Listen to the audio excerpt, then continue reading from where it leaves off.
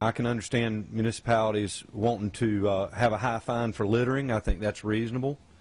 But I just find it ridiculous that we can't be outdoors and have somewhere for people who choose to smoke.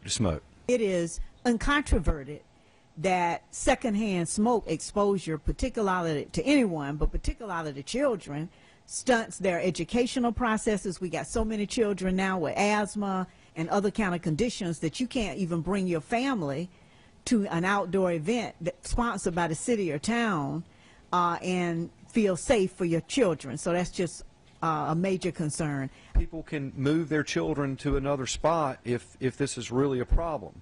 I get it when you're in a sports stadium and you've paid $200 or something to see the Panthers play, and the guy next to you's got a big fat cigar or keeps smoking cigarettes. I mean, I kind of get that.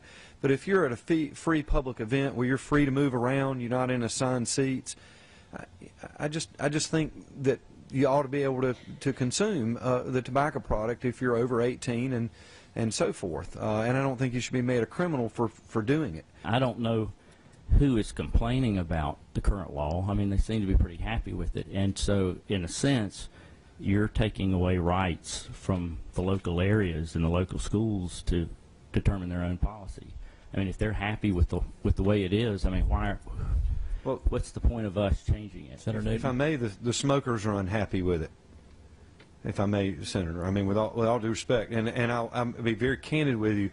What kind of really stuck it to me was the idea that you can't sit on a windy beach and smoke a cigarette, and I don't know how many people have read it and it's been in the news in your end of the state, but Wrightsville Beach has implemented an ordinance to ban it. And that's what kind of brought it to my attention, and then I realized that there was going on in a lot of different places, and I thought it was time that we have some uniformity.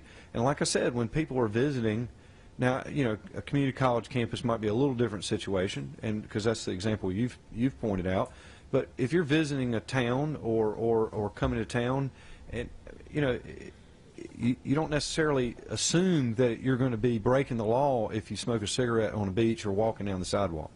The community colleges, I got a lot of pushback on this issue because of the board, the students. They'd taken a lot of time and effort in making a decision on whether to make this a smoke-free campus, and in fact they did in Davidson, and it's worked very well. And also even went to trouble to talk to some students that smoked, and they didn't find it as a great inconvenience. We're going to vote on this bill today, but also we're going to have to come back and take up the rest of the bill some other time. They've got to use this room, and our staff, they've got somewhere else to go too, so they're tired of us already.